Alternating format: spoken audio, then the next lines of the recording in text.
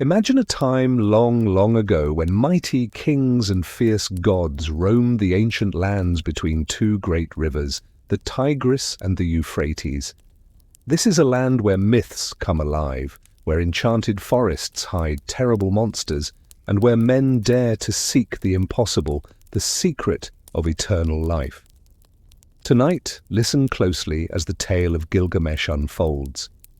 A story of friendship, loss, adventure, and a great flood sent by the gods themselves. As your eyelids grow heavy, let the ancient whispers carry you to the city of Uruk, where a king's heart beats beneath the walls that have stood for millennia, and where the greatest journey of all begins, the search for what lies beyond time itself. Settle down, breathe deeply, and drift softly into a world of legends that have echoed through thousands of years, just for you. He who has seen everything, I will make known to the lands.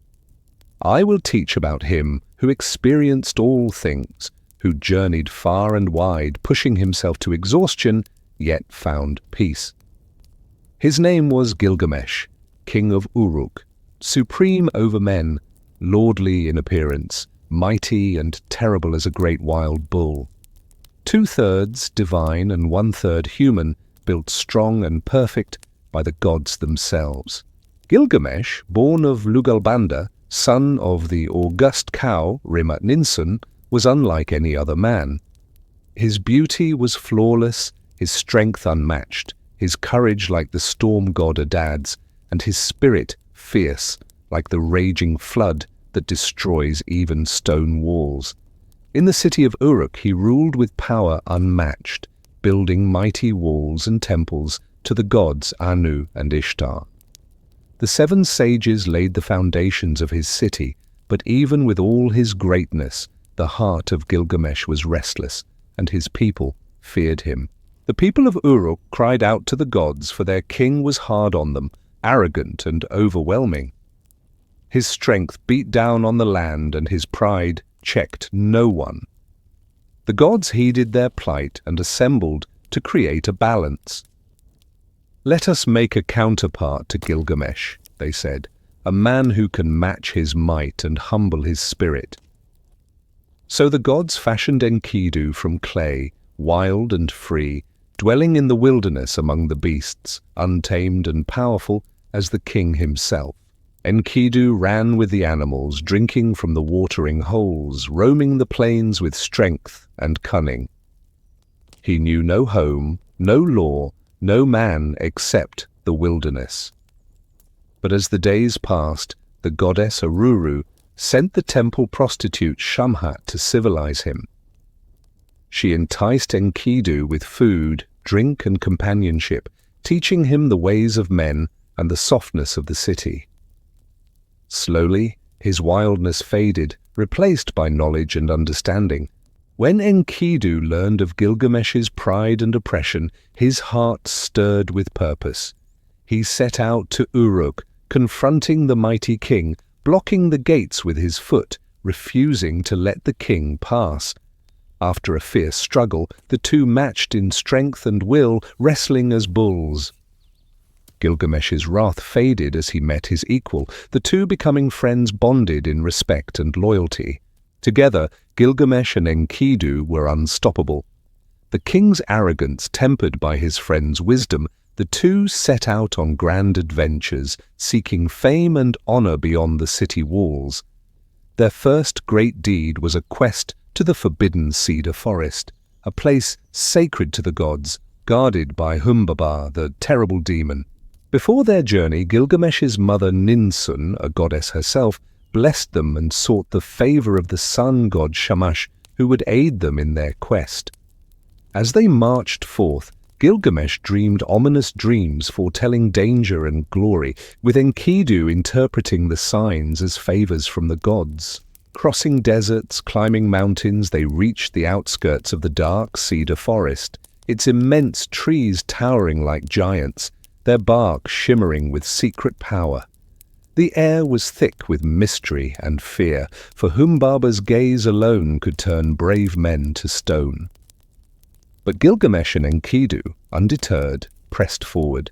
The battle with Humbaba was fierce and long. The demon's voice roared like thunder, shaking the earth, and his terrible breath poisoned the air.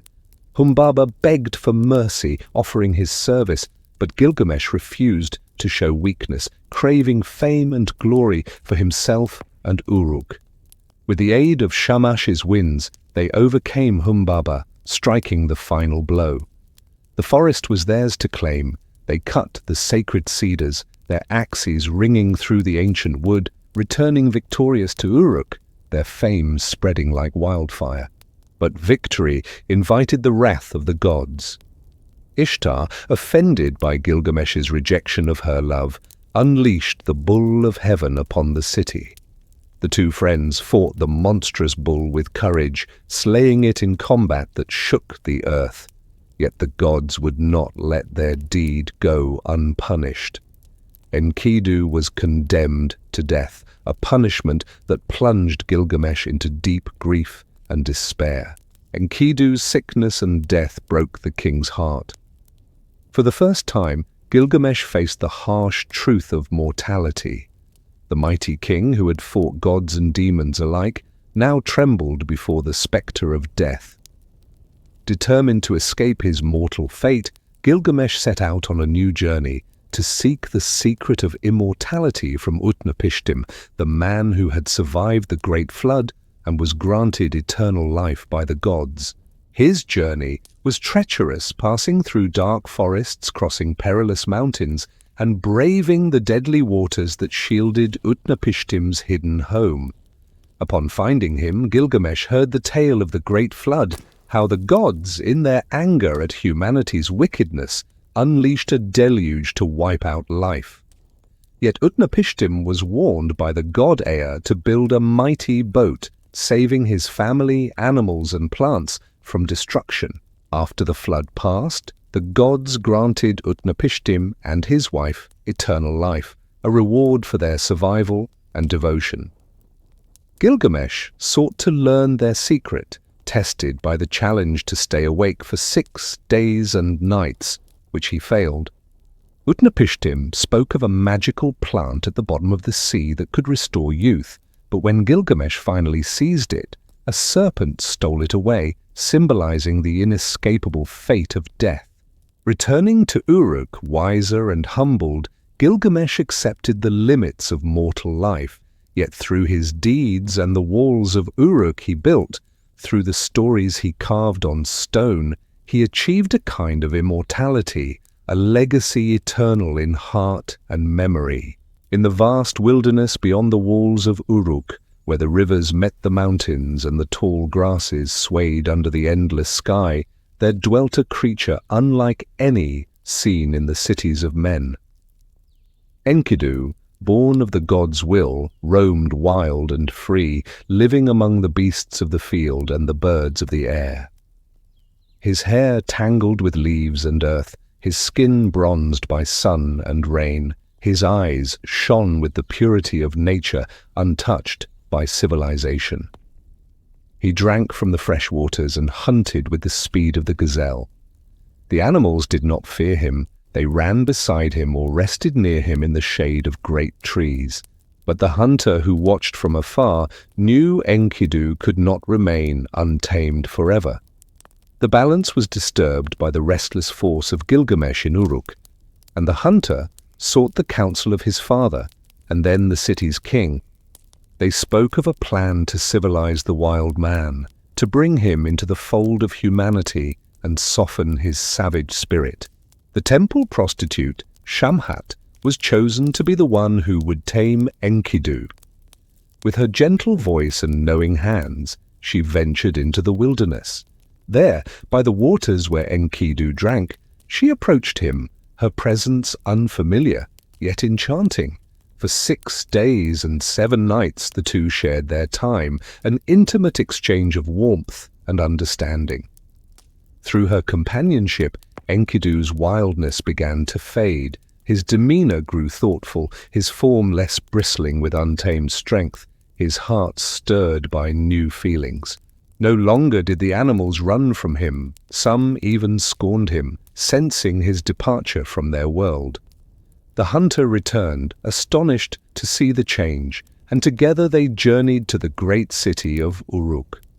Enkidu, now clothed in a robe and bearing a shepherd's staff gifted by Shamat, crossed the threshold of the city gates, where the stones told stories of kings and gods. News of Enkidu's arrival reached Gilgamesh like a storm rising on the horizon. The king, proud and bold, sought to confront this unknown equal, this man who dared challenge his rule. At the city walls, the two met under the gaze of Uruk's citizens, whose breath was held in anticipation. The contest that followed was fierce and unrelenting. Wrestling and grappling, the kings of strength and spirit pushed against each other until neither could prevail. Gilgamesh found in Enkidu not an enemy, but a mirror, a force equal to his own.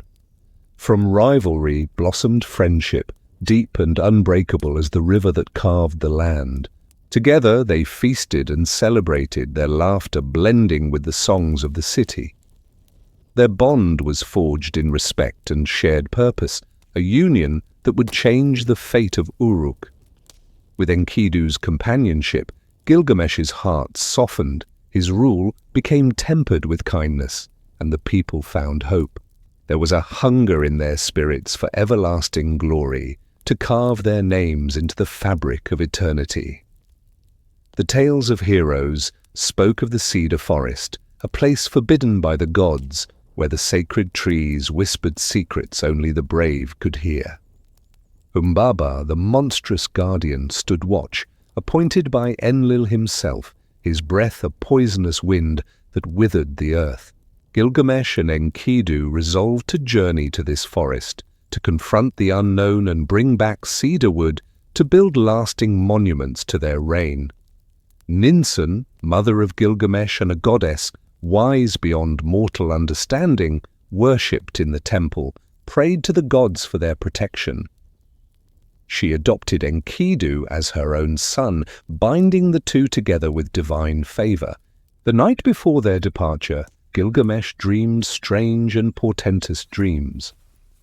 The heavens opened upon him visions of towering mountains and fierce lions, of a great rock that fell to the earth, of an eagle lifting him to the skies, and of the stars themselves shining with the promise of destiny.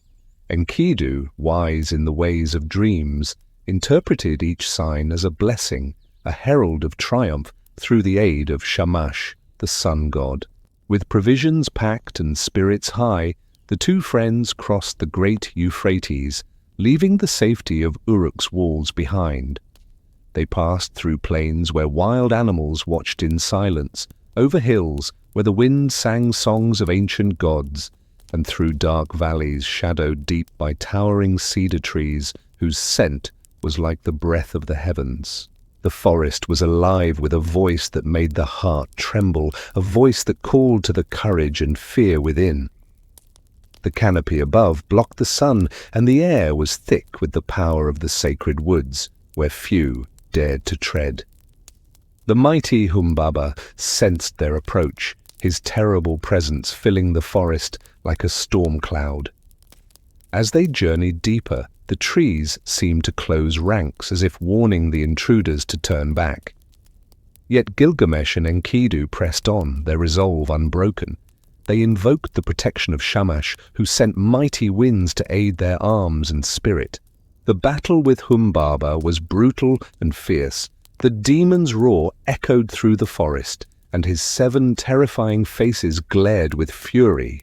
His breath was death itself, a cloud of poison that wilted leaves and curdled blood. Humbaba pleaded for mercy, offering to be their servant, promising riches and obedience. But Gilgamesh saw beyond the offer.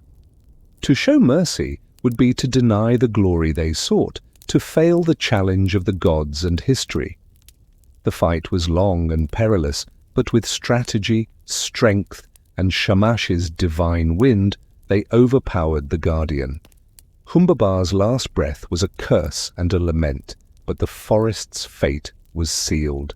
The heroes felled the great cedars, their axes singing songs of conquest.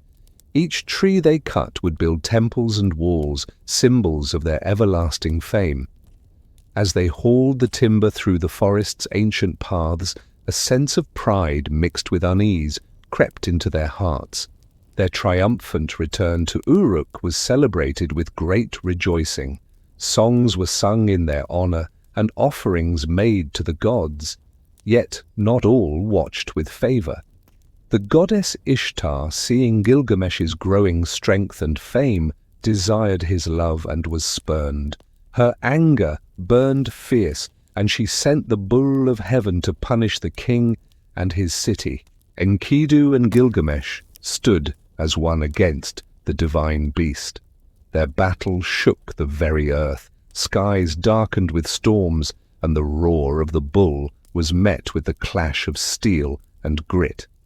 The mighty creature fell, but with its death came the wrath of the gods, who decreed a terrible punishment. Enkidu fell ill, plagued by visions of the house of dust, the realm of shadows and silence. His suffering was a harrowing shadow cast over Gilgamesh's heart.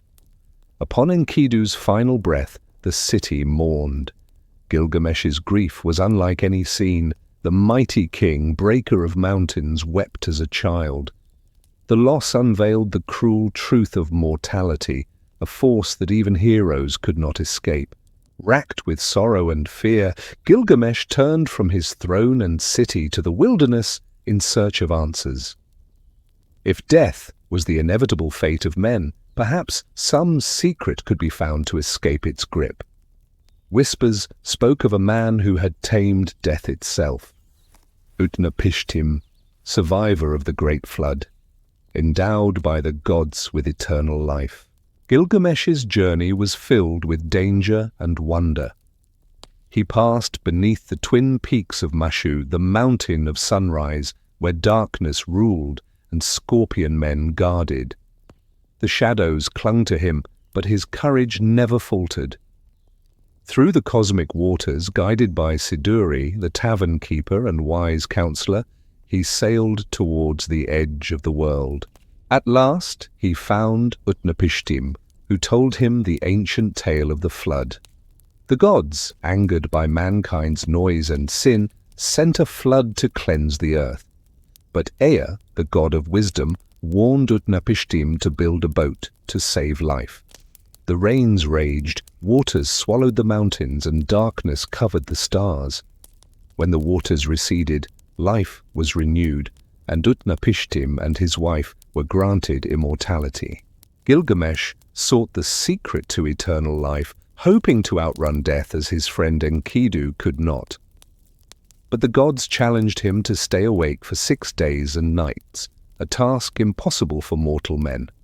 Failing this, he was given the knowledge of a magical plant beneath the ocean's depths which could restore youth. With determination, Gilgamesh dove to the seafloor and found the plant. Exhausted and hopeful, he journeyed home. But as he rested, a serpent stole the precious gift, shedding its skin as it slithered away, mocking the fleeting grasp of mortal life. Returned to Uruk, Gilgamesh's heart was heavy but resolved. He understood mortality was the fate of men, but through stories and deeds, through the great walls of Uruk, he would live forever in memory. His quest was not in vain, for though flesh withers, legends endure. As the days shifted into nights, Gilgamesh and Enkidu prepared themselves for the journey that lay ahead, one that would test their strength and spirit like never before. The distant land of the cedar forest beckoned, a realm shrouded in mystery, forbidden to all but gods and titans. Its trees rose tall and straight, like the pillars that hold the sky, ancient and sacred, their scent filling the air with the breath of the divine. The people of Uruk gathered to see the heroes off. Whispers of the epic quest passed like lightning through the streets, carrying both hope and dread. The counselors warned Gilgamesh not to be reckless, to heed the dangers that lurked beyond the boundaries of civilization. "Beware the guardian Humbaba," they urged.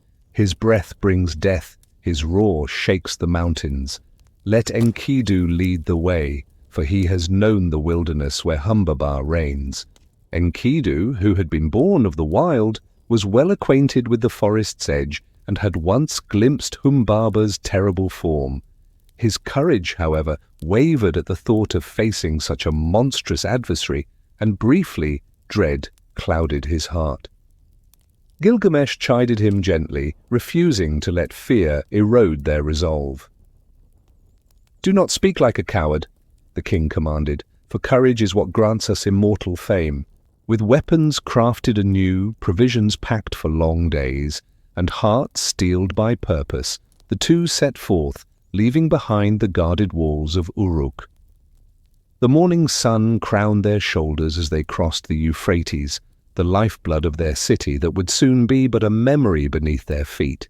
Their journey spanned great distances faster than any ordinary traveller, crossing rugged plains and rolling hills with the tireless energy of the gods themselves.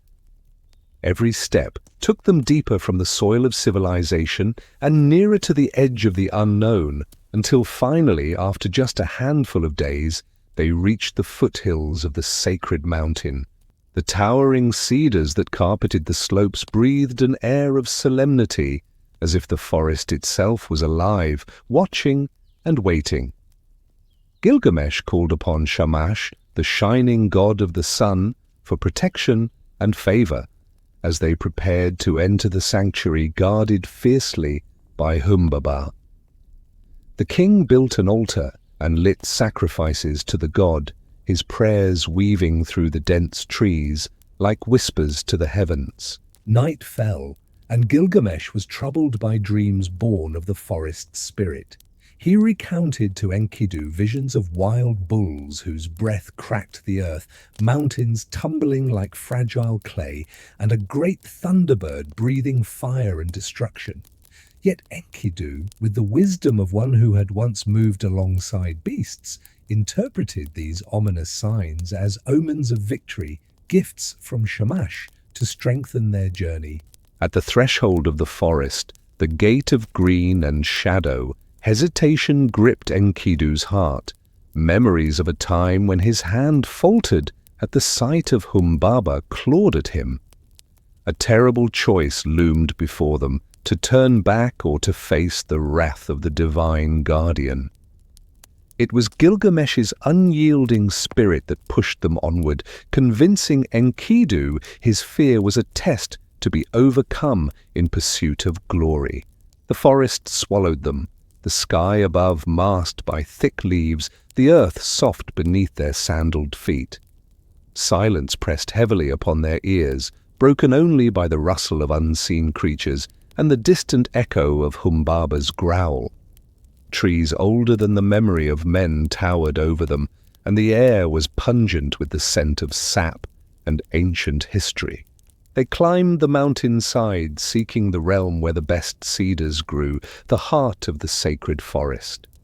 They set about their task with solemnity, choosing the tallest and strongest trees, shouting their defiance into the deep woods. Their axes rang clear, cutting through bark and branch in a song of conquest. Then, with the cracking of wood and the shaking of earth, Humbaba emerged from a shadowed glade. The demon's face was a twisted array of 7 horrors, each mouth whispering curses, his breath a noxious cloud capable of withering life. He accused Enkidu of betrayal, bitter that the wild man now walked among humans, and vowed destruction upon Gilgamesh, promising to tear him limb from limb.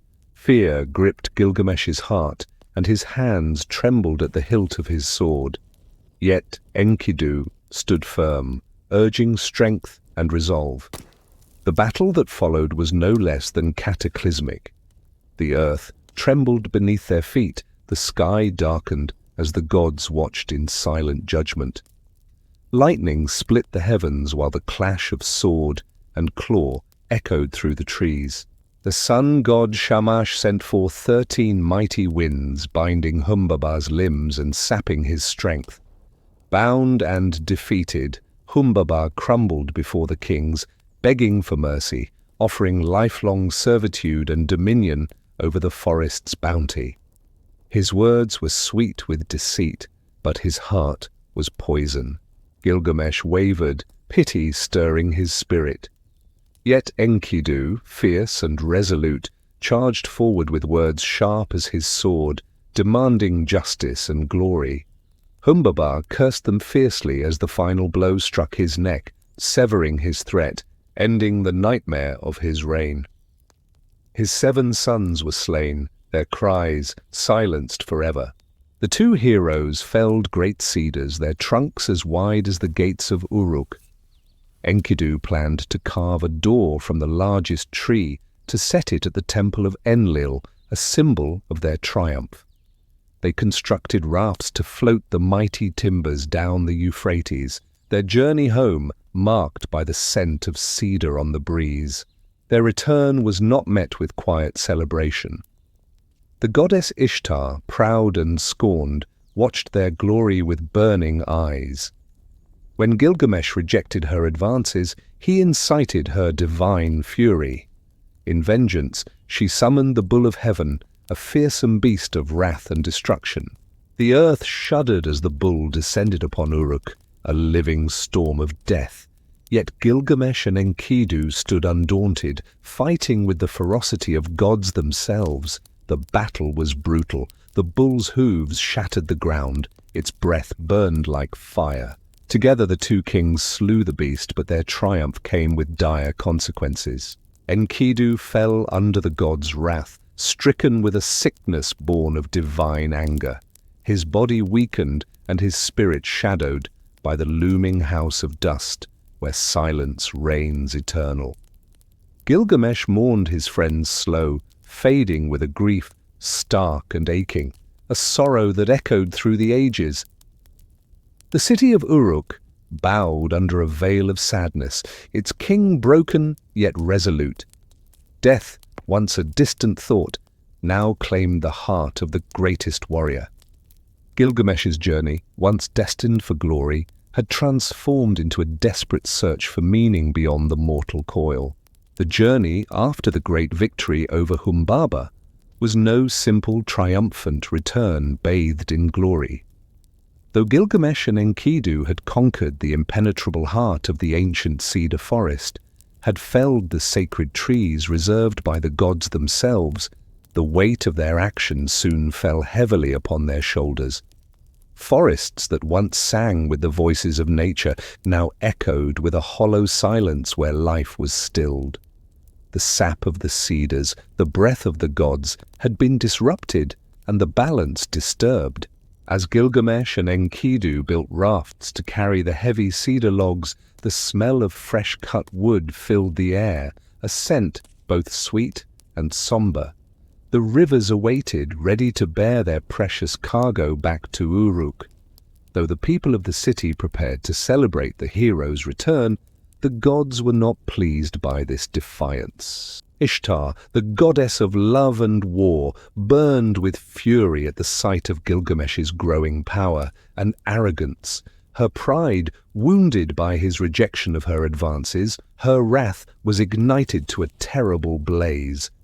In her anger, she summoned the Bull of Heaven, a beast of overwhelming power whose footsteps shook the earth and whose eyes burned with divine fire. The bull rampaged through the fields and orchards of Uruk, chewing through crops and crushing homes, a plague of destruction sent to punish the king and his city.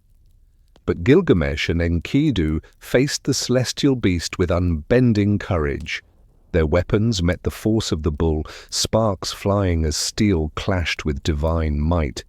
The earth trembled beneath their struggle, and the skies darkened as if mourning the fate of men who dared defy gods. Together they slew the Bull of Heaven, cutting down the beast and ending its terror.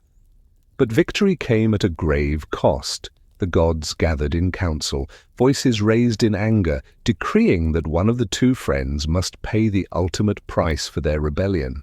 It was Enkidu whom fate chose to bear the punishment. The once wild man who had been tamed and joined with civilization grew weak and frail.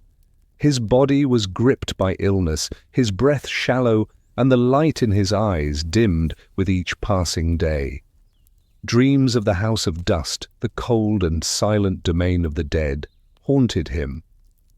The shadow of death crept ever closer, a thief stealing away his life. As Enkidu lay dying, he cursed the hunter who had first spied him, and the temple prostitute who civilized him, blaming them for his tragic fate. His thoughts tangled with despair and regret, wrestling with the pain of losing his freedom and his friend. Gilgamesh, standing at the bedside of his dying companion, was overcome with grief, profound and crushing.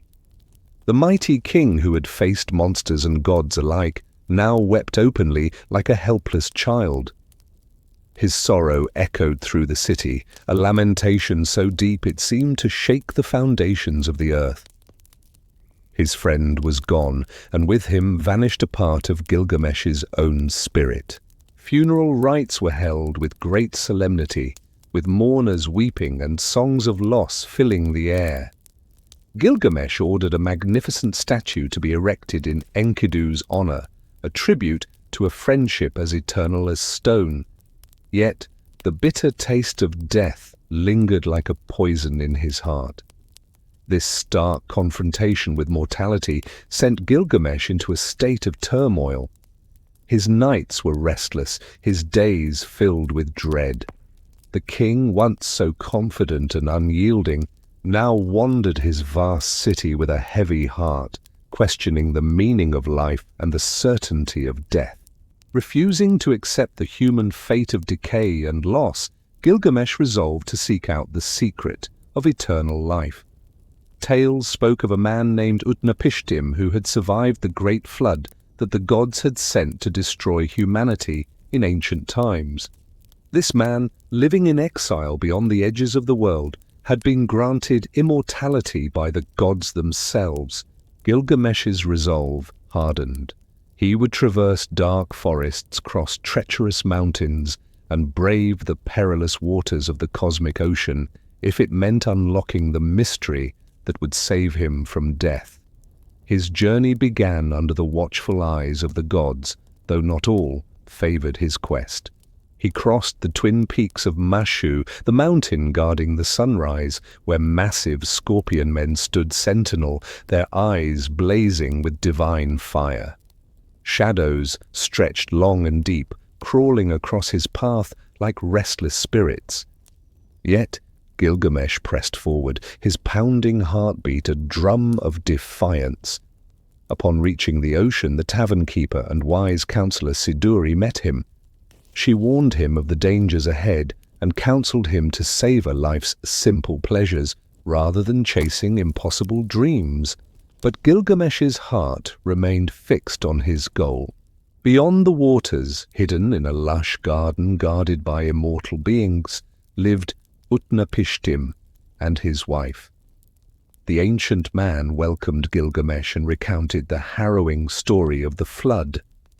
When the gods resolved to exterminate corrupted humanity with a devastating deluge, it was Ea, god of wisdom, who warned Utnapishtim in a dream.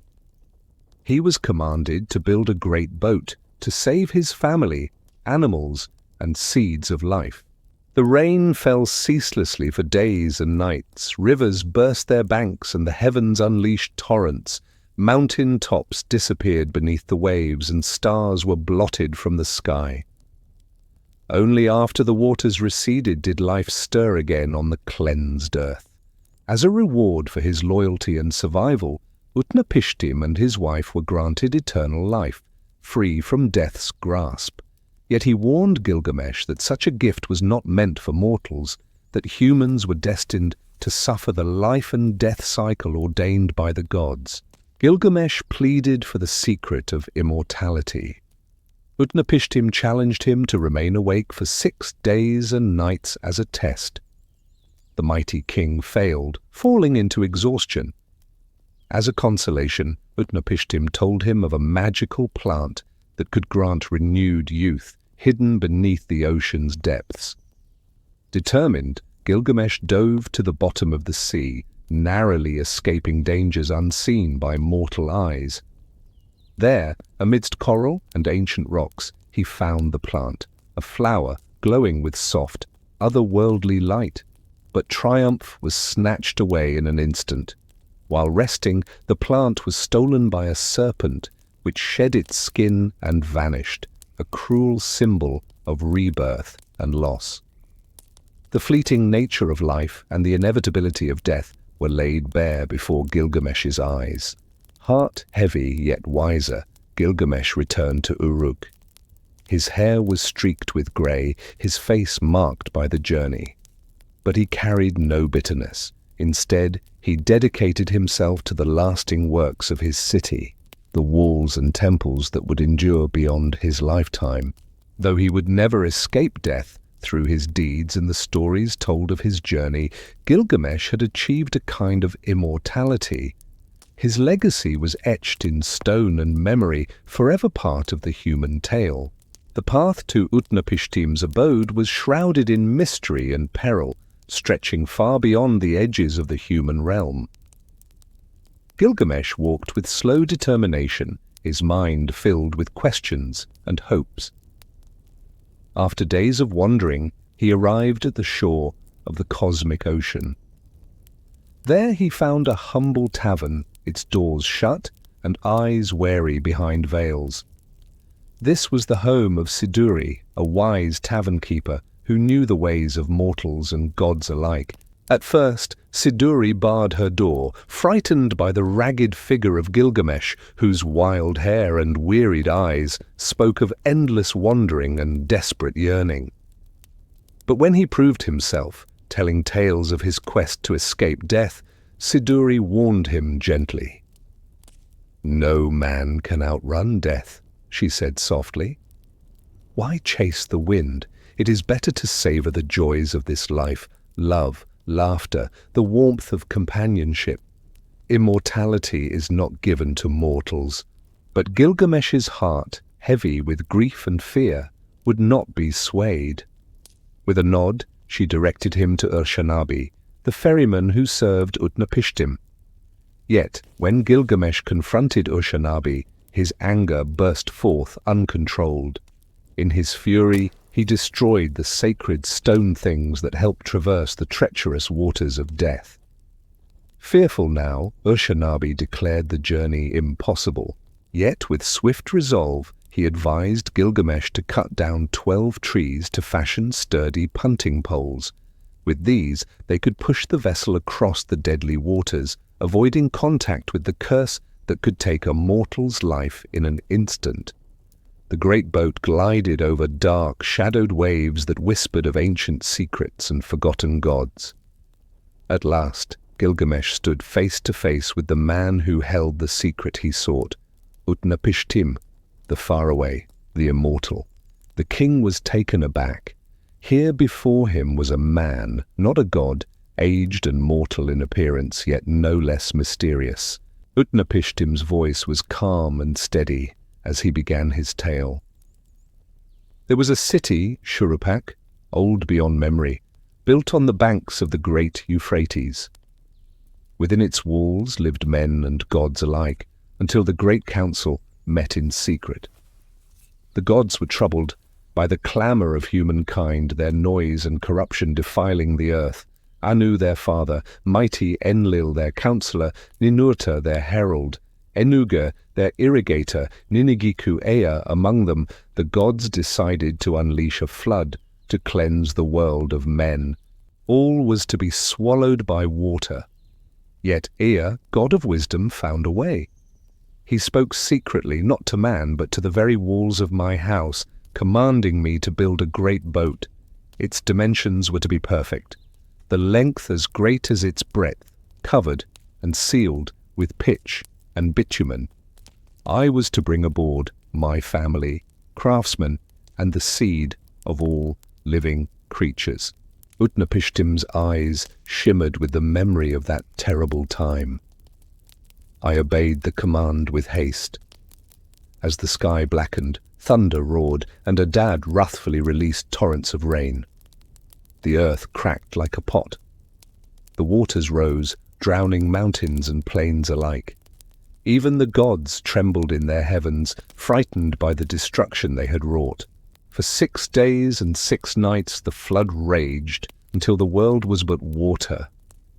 When it began to recede, I released a dove. It flew, searching for land, but returned. A swallow was next, but she too came home. Finally a raven flew forth and feasted on carrion. The floodwaters had fled. As the boat rested atop Mount Nimish, I opened the hatch and let out all living things to walk upon dry earth once more. I built an altar and offered a sacrifice to the gods. The sweet smoke rose and they gathered, grieved by what they had done. Ishtar spoke of the flood with sorrow, lamenting the destruction of humanity. Enlil, however, was furious at my survival, accusing Ea of treachery. Yet Ea's wisdom prevailed, and Enlil blessed me and my wife with immortality, making us gods so we might dwell at the source of the rivers, far away from mortal men. Gilgamesh listened in silence, the weight of the story sinking into his heart. "Tell me, immortal one," he asked, "how do I escape death? How do I gain the life that endures?" Utnapishtim fixed his gaze upon the struggling king. "If you believe in your strength, then prove it. Stay awake for 6 days and 7 nights without sleep. If you can conquer the need to rest, then immortality may be yours." Gilgamesh nodded, a fire kindling in his chest. He settled upon the shore, ready to defy the curse of slumber. But the heavy darkness of sleep took him swiftly. His eyes closed like a shuttered gate, and he fell into dreams deep and unbroken. Utnapishtim's wife, wise and kind, saw the truth.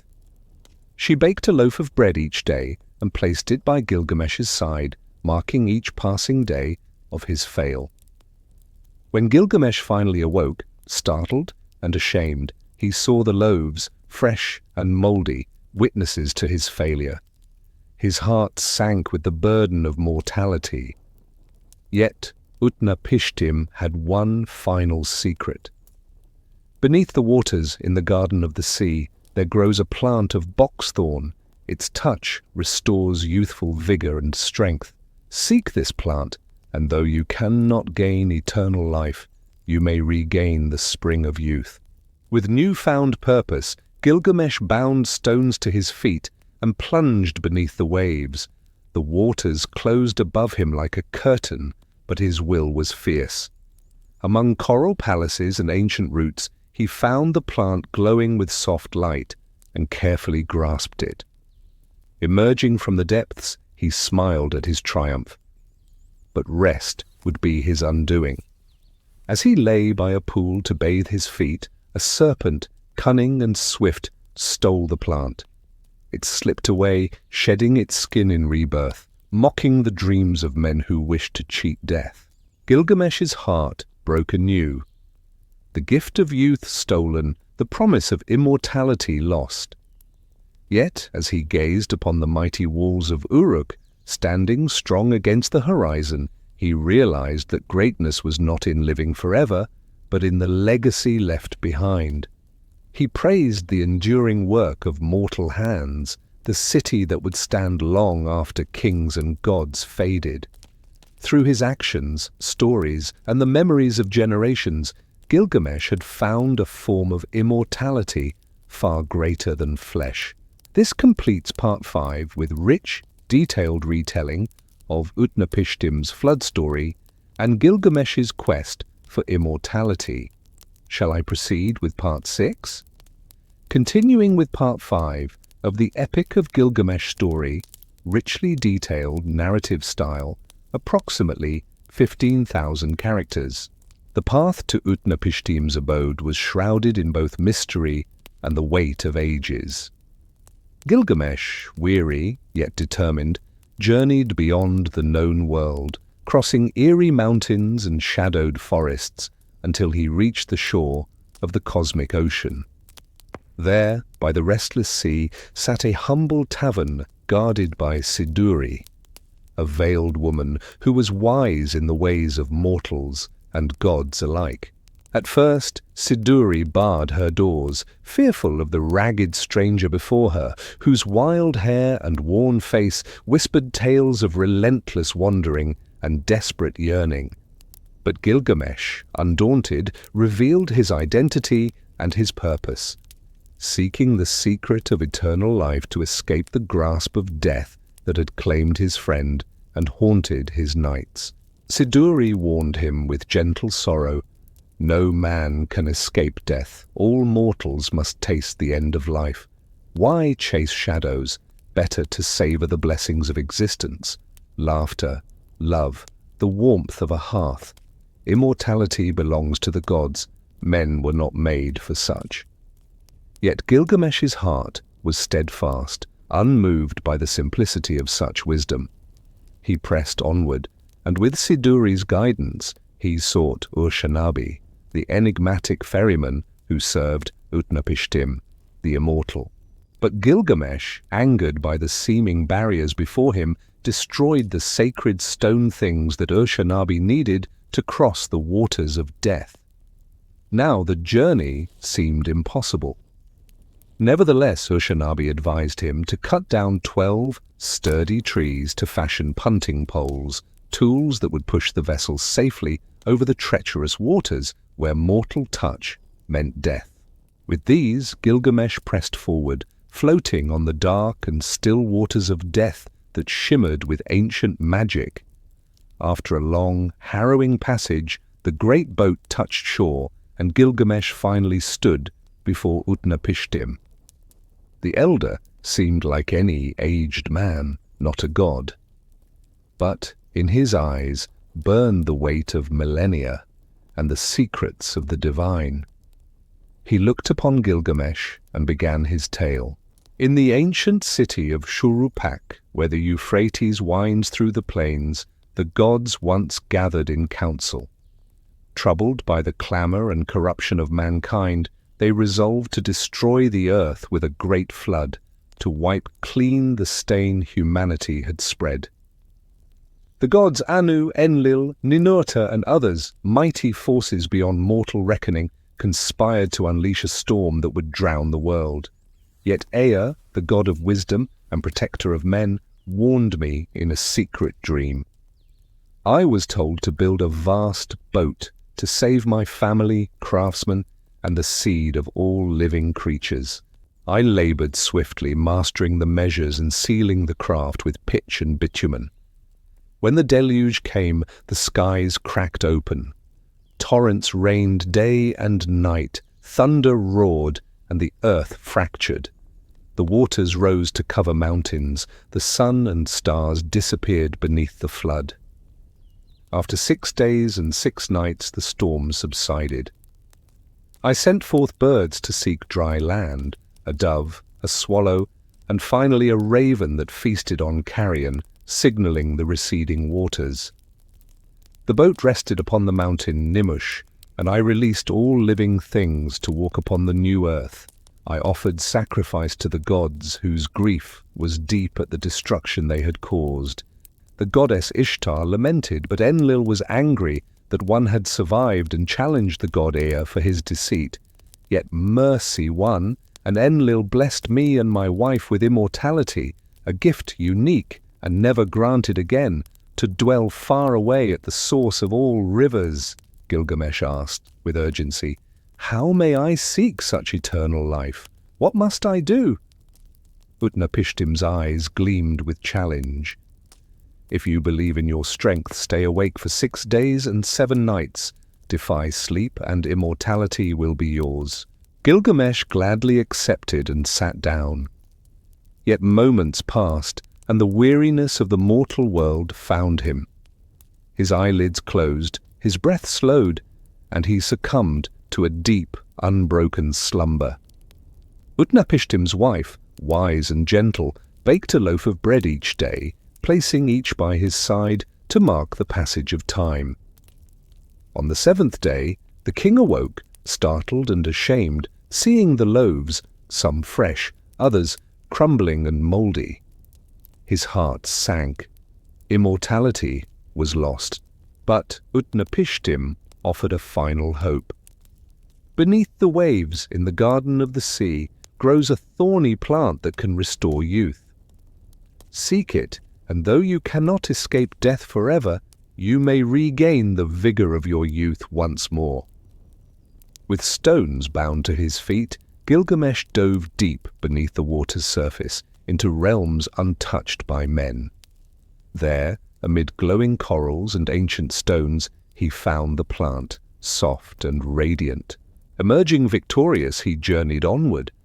Yet while bathing in a pool, a serpent stole the plant from his grasp, shedding its skin as it vanished, mocking the futility of mortal desires.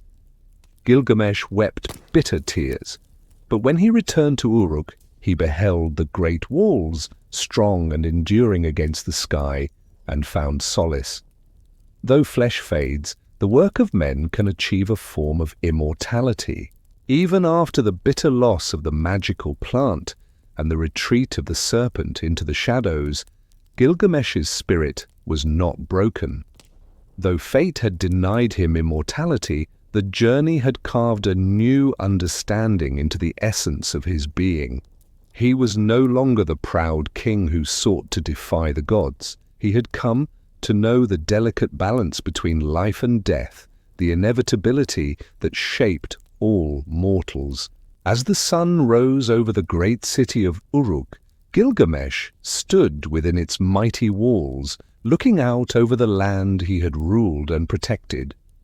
The city, the bustling heart of civilization with its towering temples and massive stone walls, was a testament to human endeavor and divine favor. Its streets echoed with the voices of countless generations, its stones heavy with stories and memory. Urshanabi, the ferryman who had accompanied Gilgamesh beyond the waters of death, looked on as the king took in the marvel of his city. Gilgamesh's eyes shone, not with youthful arrogance, but with the quiet pride of a man who understood the true meaning of greatness. He turned to Urshanabi and said, "Look upon these walls I have built. See the mason's craft, the fortifications carved from the earth itself. Here lies the legacy I will leave behind. The walls of Uruk, strong and unyielding, bore the marks of countless hands, builders, masons, and kings before him. They stood as a monument to a life well spent, an eternal symbol in stone for those yet to come." Gilgamesh realized that while flesh must fall and breathe its last, great deeds and legacies could endure, transcending death itself. Yet the ending of the journey was far from simple closure. The citizens of Uruk mourned their king deeply when the time came for Gilgamesh himself to face the inevitable. His death was not swift, but marked by the dignity and honor befitting such a ruler, a final act in the long story of a man who had dared to seek what others dared not.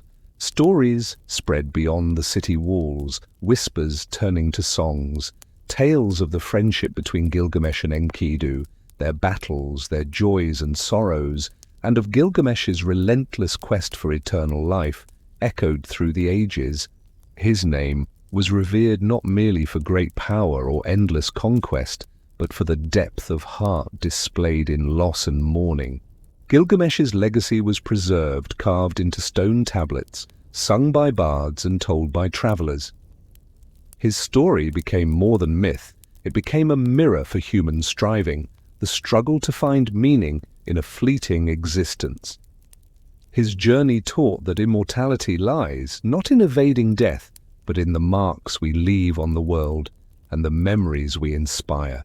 Thus ended the epic tale of Gilgamesh, king of Uruk, friend of Enkidu, seeker of immortality.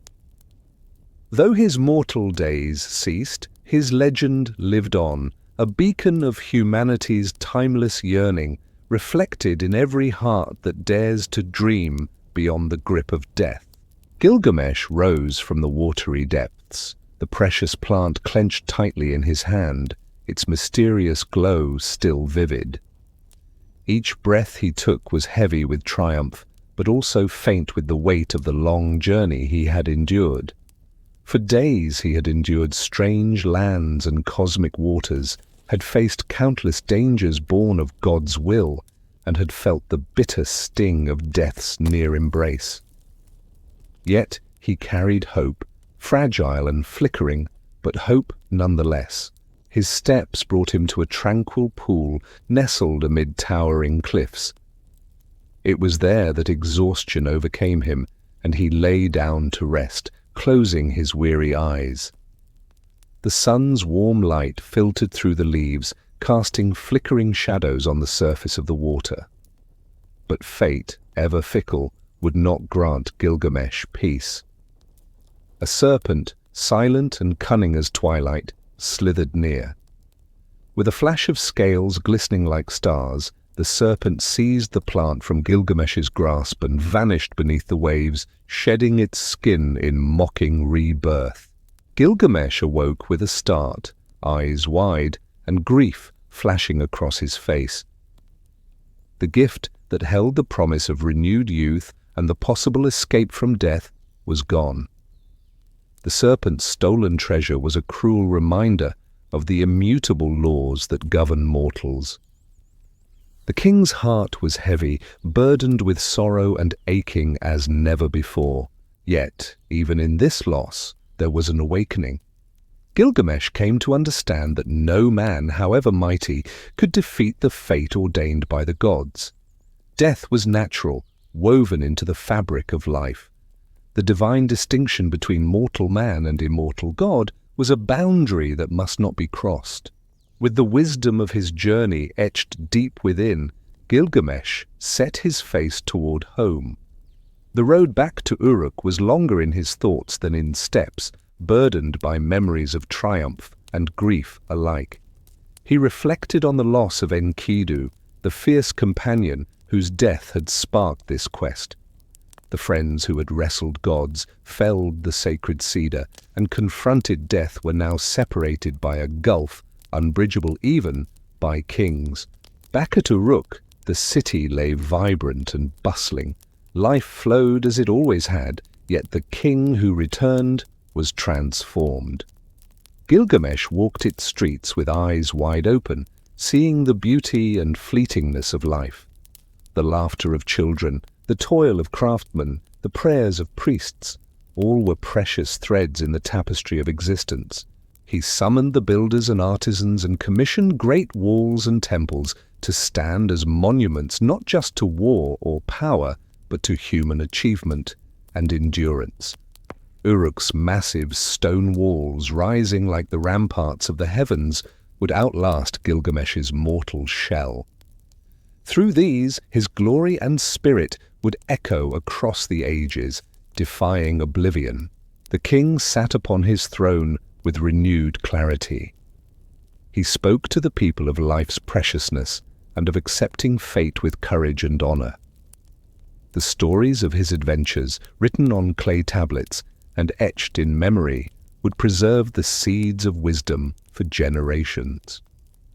Gilgamesh's reign continued, tempered now by the knowledge that greatness lay not in escaping death, but in making a mark that no gravity could diminish. Life was fleeting, but meaning and legacy endured. In the final days, as the sun dipped low and the stars emerged to watch over Uruk, Gilgamesh felt the slow pull of death's embrace. His heart was peaceful, his spirit ready to join the eternal mysteries beyond the mortal realm. The king who had sought immortality found instead an immortal remembrance in the love of his people and the story told long after his last breath. The gates of Uruk stood strong, the earth held the bones of kings, the tales lived on, stories of friendship, loss, adventure, and the eternal quest of man to understand his place in the cosmos. Gilgamesh, the hero of ancient days, passed into legend, where he meets us still in every heart that reaches for the stars and dreams beyond the veil of time. The sorrow that gripped the heart of Gilgamesh was deep and crushing. Enkidu, his dear companion, his brother in spirit, was lying sick and fading before his eyes. The once wild and untamed man, who had become more human through their bond, now seemed frail and shadowed by the cruel hand of the gods. In the days that followed, the city of Uruk was somber, its vibrant streets quieted by the mournful songs of those who had loved Enkidu.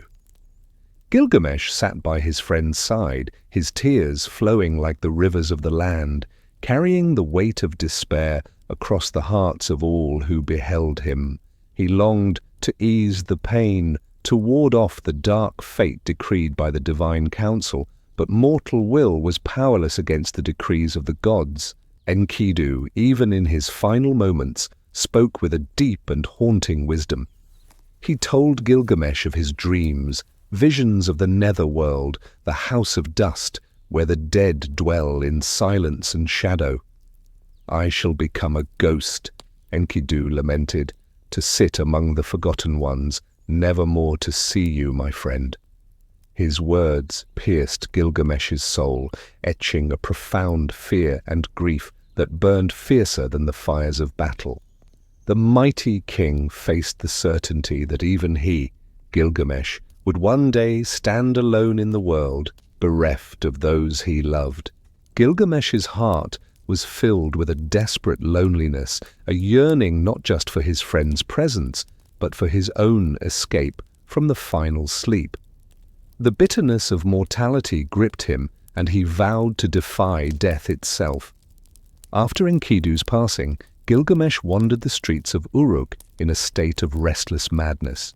He wept beneath the stars, searched the high places for answers, and challenged the very gods with his lament. "Why must man die?" he cried. "Why is life so brief while the mountains endure? What profit is there in wisdom if it leads only to death? I will find the secret that banishes mortality." Thus began the greatest and most harrowing journey of his life, the quest for everlasting life. With determination unshaken by fear or despair, Gilgamesh set out beyond the city walls, beyond the known lands, to seek Utnapishtim, the immortal man who survived the great flood and walked among the gods, free from the bonds of death. Gilgamesh's path was filled with dangers both natural and supernatural. He passed through the twin peaks of Mashu, guarded by scorpion men whose eyes burned like the sun's own fire. These monstrous sentinels challenged his resolve, but the king pressed on, his heart steeled against fear. The shadows of darkness clung to him in the mountain's depths, but he emerged renewed, carrying the light of dawn with him. He travelled to the garden of the gods, a place of perpetual spring, where mortal men were forbidden. Here he met Siduri, the wise tavern-keeper who tended to travellers of all kinds. Siduri, cautious but kind, advised Gilgamesh to give up his futile quest and embrace the joy of life, the simple pleasures of food, drink, and love. Her words softened Gilgamesh's heart, but they did not change his purpose. He could not accept the natural order that destined all men to death. She directed him to Urshanabi, the ferryman, who would help him cross the deadly waters of death to reach Utnapishtim's distant home. Upon finding Urshanabi, Gilgamesh's impatience and anger got the better of him. In a fit of rage, he destroyed the sacred stone things, the means by which Urshanabi crossed the perilous waters. This foolish act nearly doomed his journey, but with Urshanabi's guidance, the king fashioned punting poles from 12 mighty trees, tools that would safely carry them across the cursed waves. The journey over the waters of death was the trial of all trials. The boat glided silently through darkness, each stroke of the poles pushing the vessel closer to the promise of truth. At last, the shores of Utnapishtim's realm appeared, not mortal land, but an otherworldly place where gods walked and time flowed differently. Utnapishtim welcomed the weary king and laid before him the tale of the great flood. Long ago, the gods who ruled over the earth had grown weary of mankind's noise and sins. Conspiring together, they sent forth a devastating flood to cleanse the world. Yet the god Ea, guardian of wisdom and protector of humans, warned Utnapishtim in secret to build a great boat, the size of which defied mortal imagination. The boat was sealed with pitch and bitumen, filled with precious cargo, family, animals, craftsmen, and seeds other worlds would grow. The deluge came with thunderous power, the rains unrelenting, lightning blazing the skies. For 6 days and nights the waters rose, drowning mountains and plains. The sun and stars swallowed deep beneath endless waves. When the storm ceased, Utnapishtim sent birds to seek land. The dove returned, the swallow as well, but the raven brought a sign of hope, feasting on carrion and finding dry ground. The boat rested upon Mount Nemush, and life began anew. Utnapishtim offered sacrifice to the gods whose hearts were heavy with grief. Ishtar wept for humanity, while Enlil was furious at the foolhardy survival of one mortal. As punishment and reward, Utnapishtim and his wife were granted eternal life. They were exalted among gods, dwelling far from mortal men. Gilgamesh listened with awe and yearning, asking desperately, "Tell me, immortal one, how may I gain this gift? How can I escape the pit of death?" Utnapishtim challenged Gilgamesh to a test, a trial to stay awake for 6 days and 7 nights, to conquer sleep and prove his worth. The king accepted and sat upon the ground, his eyes burning with resolve. But the exhaustion of years swept over him like a tide. His eyelids drooped, his breathing slowed, and he fell into a deep, unbroken slumber. Utnapishtim's wife, gentle yet firm, baked a loaf of bread each day and placed it beside Gilgamesh, marking the passage of his failed vigil. When the king awoke, shame washed over his face. He saw the bread, fresh on the first day, and spoiled on the last, proof of his defeat. Yet Utnapishtim offered one final hope, the secret of a magical plant beneath the deep sea that could restore youth. Binding stones to his feet, Gilgamesh dove into the depths and found the glowing plant nestled among coral and ancient rock. Elation filled him, hope rekindled. But on his return he rested by a pool, and a serpent, silent and swift, stole away the precious plant, shedding its skin as it disappeared. Gilgamesh's heart broke anew. He wept bitter tears for the loss and the futility of mortal desires. Returning to Uruk, older and wiser, Gilgamesh understood at last that immortality belonged to the gods and not men.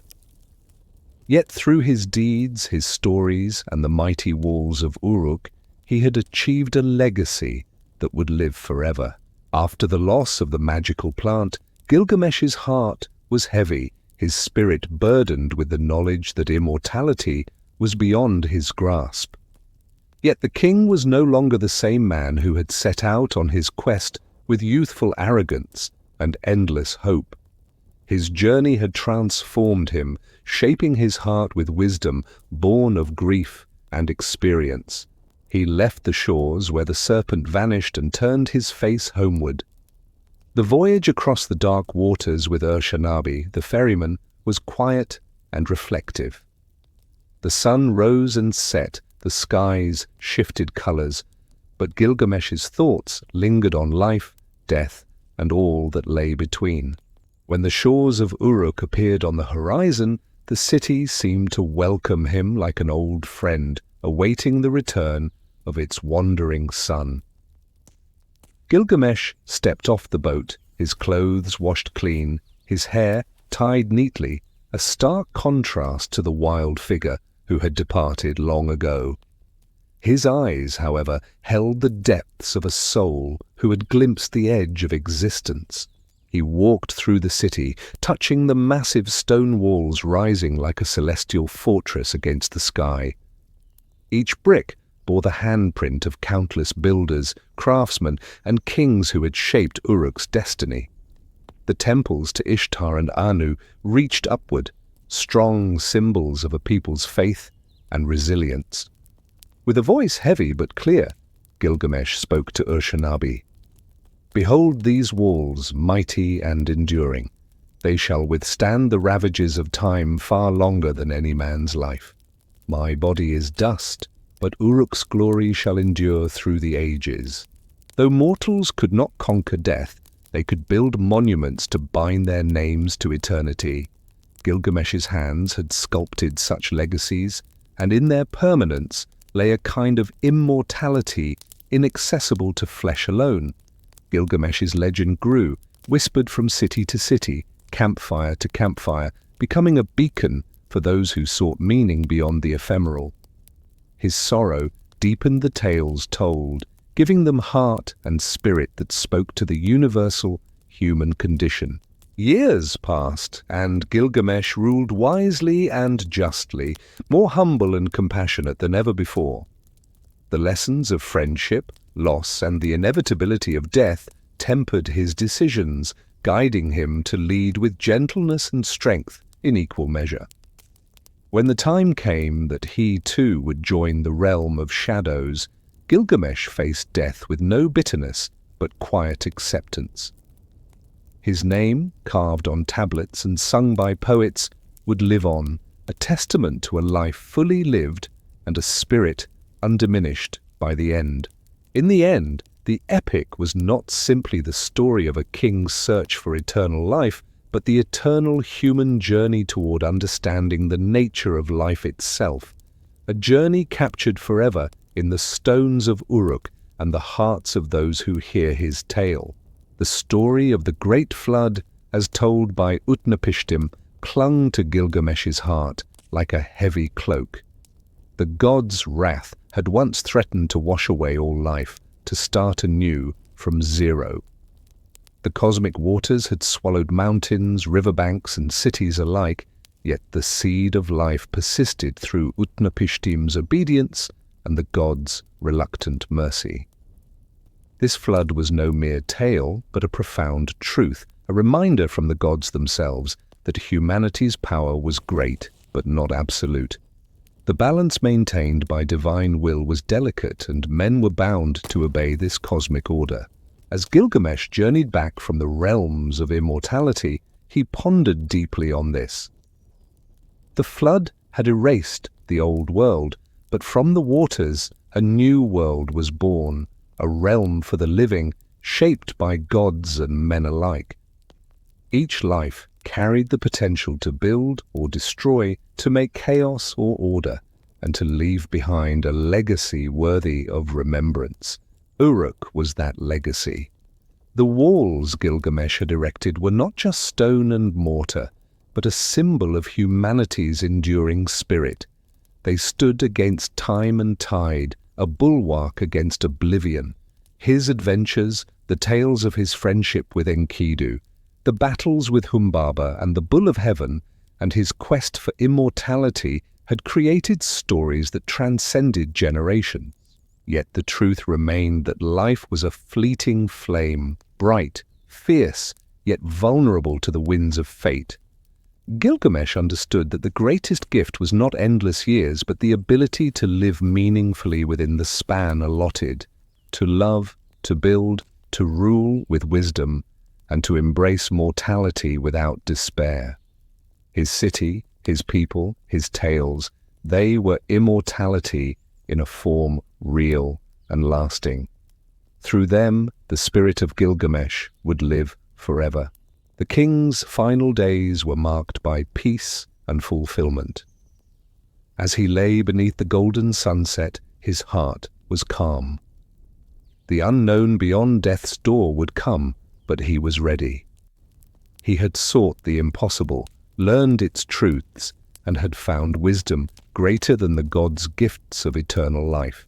The epic closes with the echo of his legacy, a challenge and a comfort to all who follow, that mortal men can achieve timelessness not by outliving time, but by living so fully that time itself remembers them. Gilgamesh, now a man transformed by trials, loss, and wisdom, walked the streets of Uruk with a solemn yet knowing gaze. The mighty city he ruled, with its towering walls and bustling markets, stood not merely as a kingdom's heart, but as a living testament to the resilience and spirit of mortal men.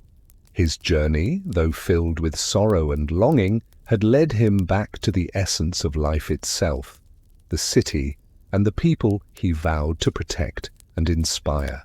As the years passed, Gilgamesh ruled with the humility and justice born of his Odyssey. The memories of his beloved friend Enkidu never left his heart. The sorrow of loss tempered his pride and strengthened his compassion. He became a king loved not just for his strength, but for the wisdom he shared, a leader who understood the fragility and beauty of mortal life. The great walls of Uruk, carved from ancient stones and rising proudly against the sky, were his lasting legacy. They were more than barriers against foes. They were monuments to human endeavor, symbols of hope, endurance, and the endless striving for meaning. Travelers who gazed upon these walls saw the mark of Gilgamesh, a king who had dared to challenge gods, wrestle with death, and ultimately embrace his mortal fate. In his final days, as the sun dipped low and painted the city with golden hues, Gilgamesh felt the pull of fate drawing near. The lessons of his journey echoed in his heart, that death was not a curse, but a natural part of the cycle of life, that immortality did not reside in endless years, but in the memories and stories carried through time. The citizens of Uruk mourned deeply when Gilgamesh passed into the realm of shadows. Their lamentations filled the streets, weaving into song and story. Poets praised the king as the best of men, a faithful servant of the gods whose wisdom and strength had saved and inspired their city. The gods themselves honored Gilgamesh, proclaiming that his fame would endure longer than any mortal's, that his name would be remembered as long as the earth and sky. His deeds, his friendship with Enkidu, his adventures, and his wise acceptance of mortality became eternal threads in the tapestry of human myth. In the final lines carved upon the tablets that bear his tale, Gilgamesh is hailed as Lord of Kulab, mighty and revered. His story ends not in despair, but in a profound celebration of life's fleeting, precious nature. As generations passed, the story of Gilgamesh inspired countless others to seek courage, friendship, and meaning in their own lives. His quest for immortality was transformed into a parable about the human condition, a reminder that while life is brief, the echoes we leave behind can resonate through eternity. In this way, Gilgamesh achieved the greatest form of immortality, not by escaping death, but by becoming eternal in heart, memory, and story,